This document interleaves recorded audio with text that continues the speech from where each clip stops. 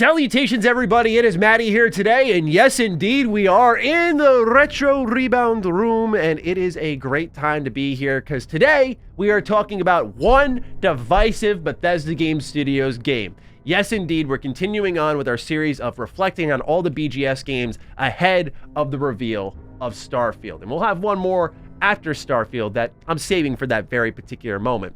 Today, though, we're talking about Fallout 4. Now, if you're new here, and you like these types of videos, number one, you should check out Retro Rebound because this vibe that we have here, that's what that channel's all about. That'll be linked in the description down below. We also have other reflections of the BGS game. So we've done Fallout 3. I know this isn't a BGS game, but we did Fallout New Vegas. We did Oblivion just last week. We're doing Fallout 4 now. We're doing Morrowind next week. And of course, Skyrim will come after Starfield. But all of this is anticipation of the game here pasted on my chest, and I know there's a lot of excitement to finally lay our eyes on this game, even though we have to wait a little bit longer, which means you have more time to fire up games like Fallout 4. So as always with these videos, we like to go through the complete in-box experience in the Retro Rebound tradition. We pop it open and we go over everything that you would have had in the game if you pulled it off store shelves in the year of its release, and then we reflect on the game in a more positive manner, because honestly the internet is full of enough negativity, so let's smile a little bit. So with that, here we have not a copy that you'd pull off of store shelves. This is the steelbook that came with the collector's edition of the game. So when I got ready to do this video, I recognized, oh, I don't have like the back of the box that I can read to get a little vibe going for the video. So we're gonna pretend. But anyway, this is what I got in my collector's edition. On the right, you have the art with the vault, which I always liked. I gotta pop out the disc and all the slips here, because here on the back of the steelbook is actually an iconic image for those who were on the Fallout 4 hype train from day one. You'll remember this shot was from one of the trailers, and a lot of us were breaking this down because what it was the workbench, and people saw the items for the laser rifle on the back there. They saw the power armor hung up, and everyone was speculating, like, is this a garage that you're gonna like craft in, fine tune your weapons in? Turns out that was the case. So that was really cool because we were on the money on that. And also there was one thing hanging up in here that you can't see necessarily inside this image, but in the full image, there will be a perk chart, which we're gonna go over in a little bit, that is in this copy here. But I remember finding that and going, oh wait, what are the little Vault Boys doing there? So there was a lot of speculation going crazy with Fallout 4, as many of you who watch this channel know, and this is a game near and dear to my heart. So this is the manual, the Vault Dwellers Survival Guide, condensed edition. I didn't see this when I first took a look at it. Yeah, this is condensed because this is all you got. That's it. Thanks for coming. Boom. That's your manual right there. The controls for the game. Condensed edition is putting it lightly. They also had this little pamphlet here, a little slip promoting things coming from Bethesda. The season pass for Fallout 4, I remember, was kind of controversial because this is in a time you didn't really know who was going to do DLC when. And they announced the season pass and said, we don't know what content we're going to bring, but we're going to bring you 3 pieces of content for starters. I remember the post-launch support for Fallout 4, in my opinion, was kind of underwhelming in the terms of the amount for how big the game was, like 20+ million sales, and they're like, yeah, we're done after Nuka World. Okay. But this was a good time for Bethesda as a company. Like, they were launching Fallout 4, then Doom, Dishonored 2, Tamriel Unlimited was turning a corner. It was a really good time, and I know not everyone loved all these games, but I love Fallout 4, I love Doom, I love Dishonored 2, I think that's the best stealth game of the generation, and then Tamriel Unlimited was like the savior of the game. So it was a good time to be Bethesda for sure. Like I mentioned, though, it also came with this wonderful poster here that one day I got to hang up on my wall. I always say that with these things that I take out for Retro Rebound, but it's like you don't want to risk ruining it and devaluing your game. That's kind of part of collecting. But you get these cool things that you want to use, like this here, like this Vault Tech perk chart. And again, this was a big part of the speculation for Fallout 4, was seeing this on the wall in the garage and going like, whoa, what are all these images here, and what do all they mean for the perks in the game? So yeah, that was really exciting, but that comes with the game. And then the last thing I wanted to show you all as like an ultimate reflection, you know, Todd Howard dropping the F-bomb on the E3 2015 stage, one of the most legendary conferences of all time, where the infamous "It Just Works" came from, was when they revealed this. Remember this? The Pip-Boy that you could put on your arm, you could slot your phone in here. I'm not gonna undo this now. Actually, I'm gonna try to. Let's see here. This isn't too bad. I thought this would take a little more effort. Hold on, there's like a Velcro strap in here that's preventing my very muscular arm from getting in here. I've been hitting the gym, as you can tell. This thing can't even wrap around my, there we go. Yep, check that out. So what you do here is you load your phone in. There was a Pip-Boy app I did this one single time because afterwards I was like, I just want to play the game. I was too obsessed to like set everything up. But you would load up your phone here, put an app on, and it would connect to the game in a Bluetooth manner, and you would be able to use this as if it were in game. So you wouldn't have to like pause, you just bring up your arm, and it was pretty cool.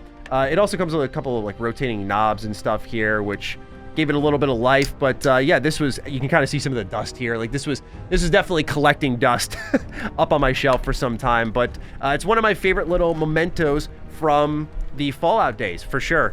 And oh man, my macho arm just really causing me trouble today. How do I get this thing off? Come on now. There we go. So yeah, this came with the collector's edition of the game, which Todd, again, infamously dropped the F-bomb. But now, it's time to talk about why you should play Fallout 4 this year. So as I said in the start of this video, divisive video game for sure.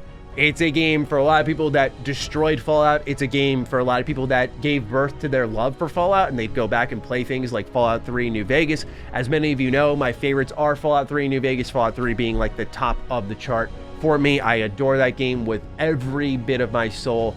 But Fallout 4 is a game that is sometimes tough to talk about in a nostalgic manner without diving into content and the community, because I would not be here without Fallout 4.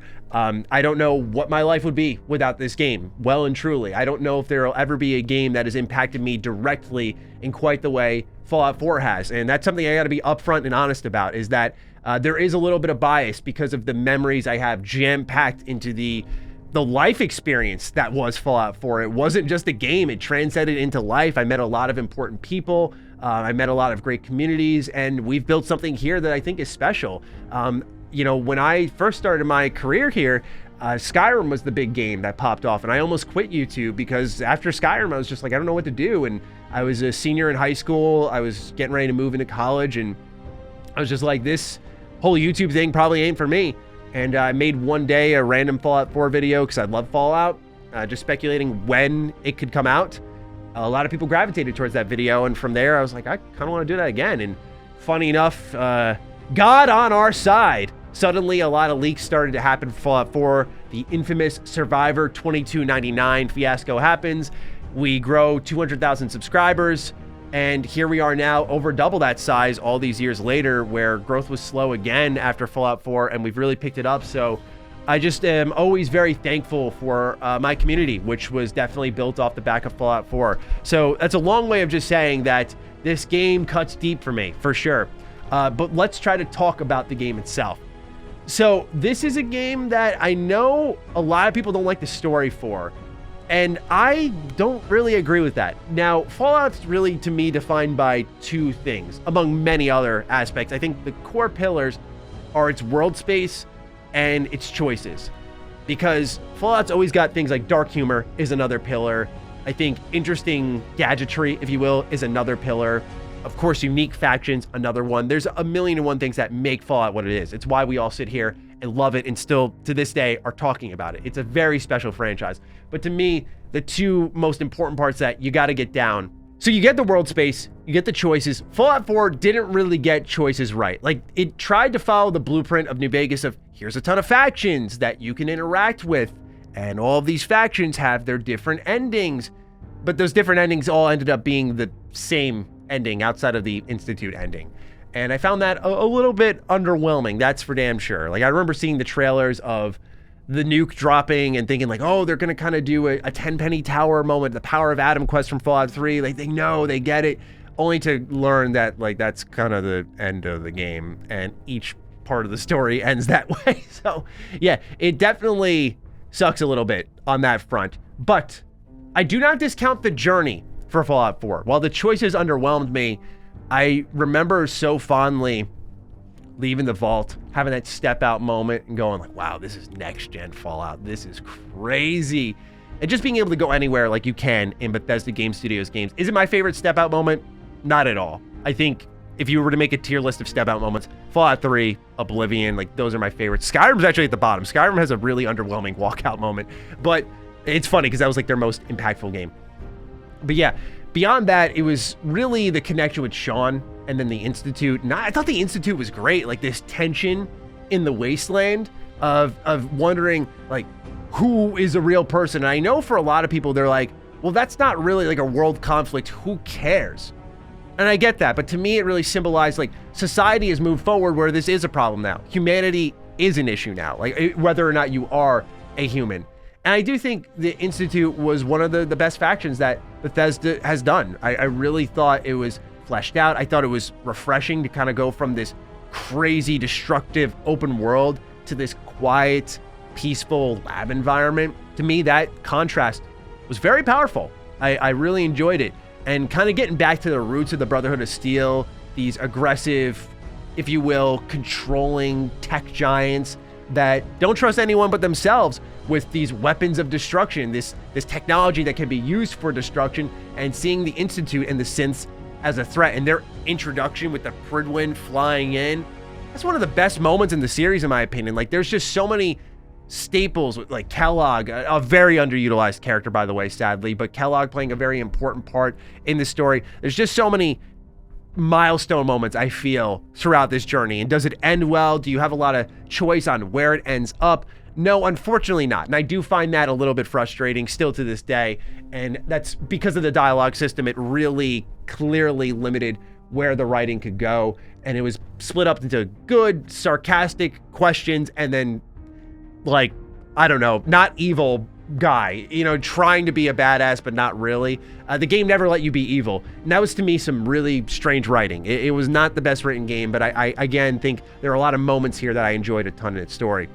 Another thing that people don't really like is the gameplay came at a cost. So Fallout 4 is a much improved first-person shooter when you look at Fallout 3 New Vegas. And for a lot of people, they prefer those experiences on 3 New Vegas because while they may not play like your traditional Call of Duty or whatever, what's great about them is they're skill checking you constantly. So it's rewarding your build. So when you're like taking that shot and it's actually going straight, it's because you're building like high perception or something like that, whatever. But with Fallout 4, it's point and shoot. And a lot of these areas became walk in, point and shoot. And there was just a ton of shoot 'em up dungeons. And that, again, could wear you down, but it, to me, made Fallout 4 a fun game to play because there was always activity in every single location. For me, it also gave the Wasteland life because what would occur is you'd go back to certain locations and they'd have enemies repopulating them. It felt like that was their place. I did not take it over yet, so they were going to appear there again.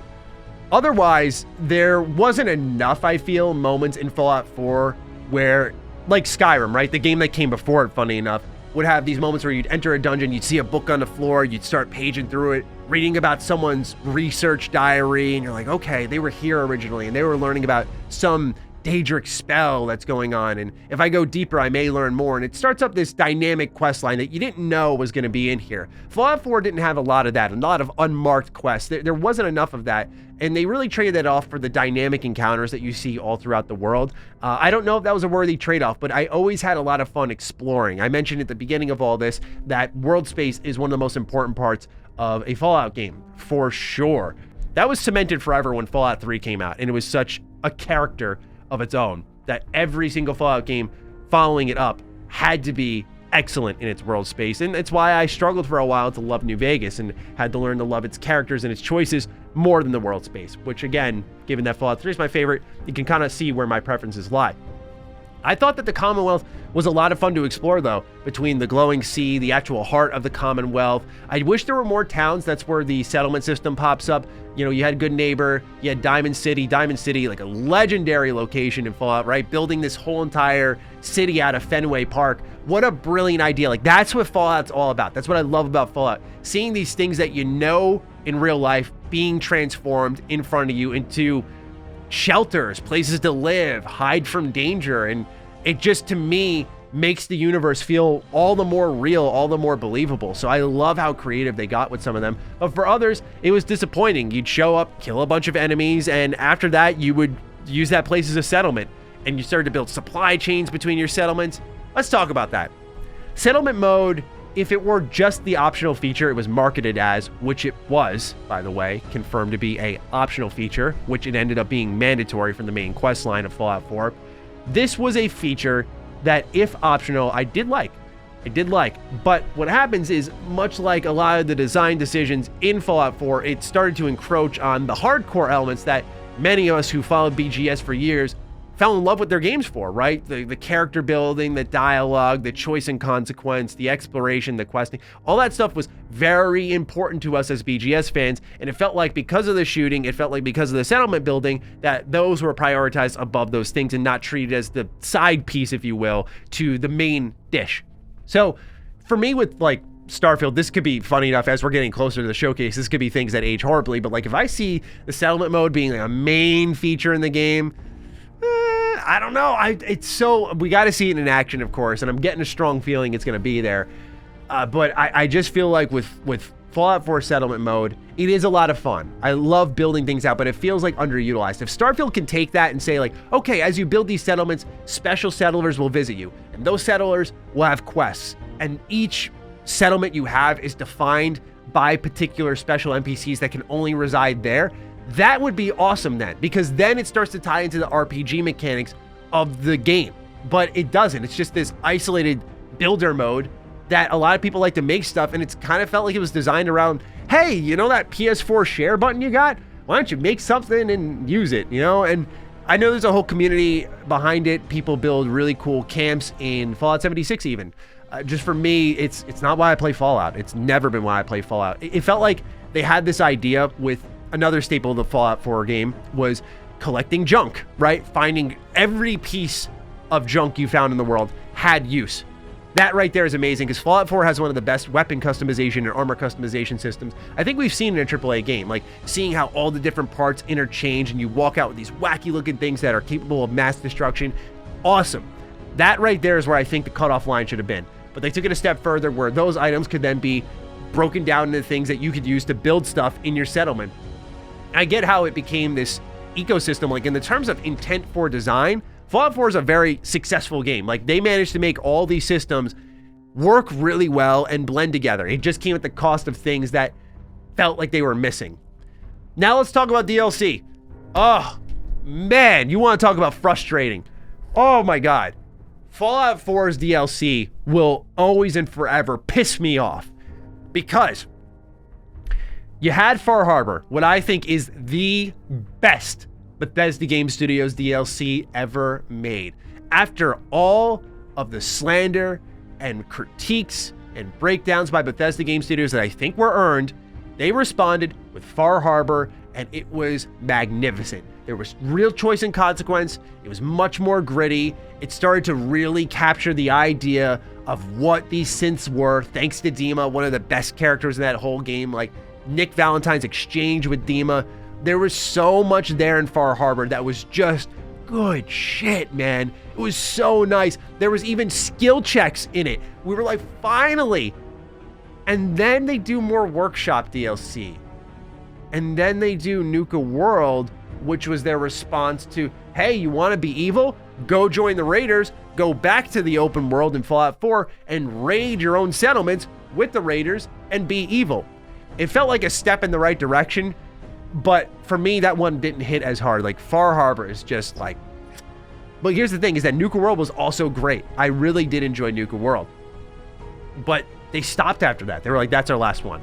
And I never got why. There was so much more in Fallout 4 to be explored.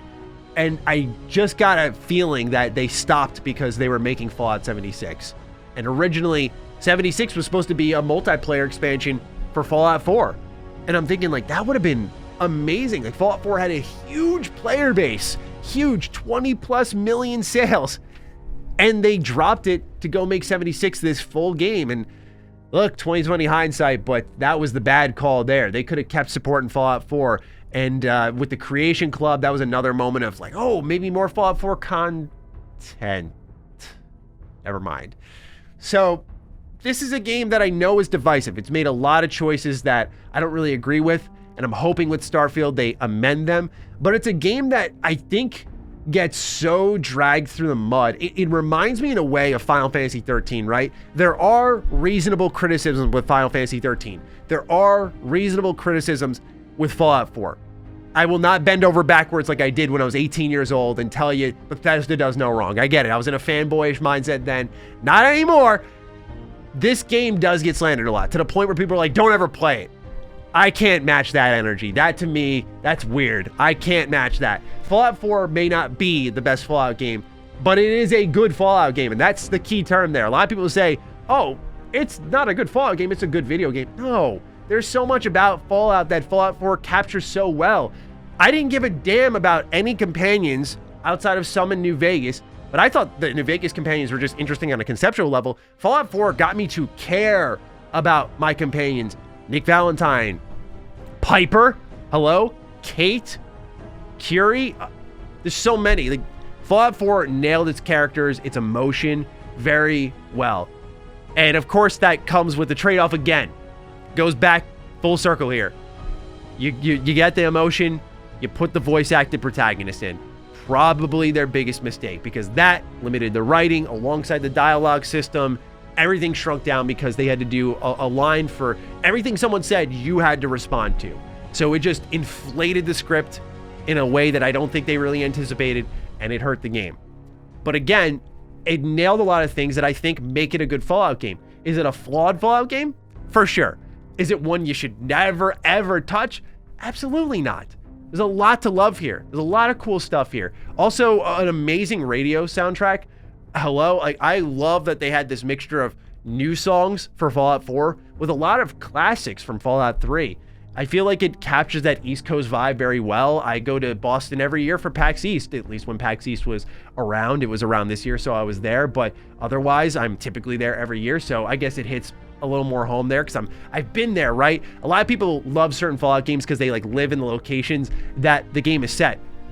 And I never really had that. Fallout 4 is the closest I ever had where I got to see things and go like, oh, I recognize that from Fallout 4. Like, it's awesome, right? So again, between my nostalgia for the content, the journey I was on, meeting so many of you and building something special here, and what I thought was a good game. I'm not going to oversell it and tell you it's incredible, but it's a good game with a lot of interesting ideas and fun content.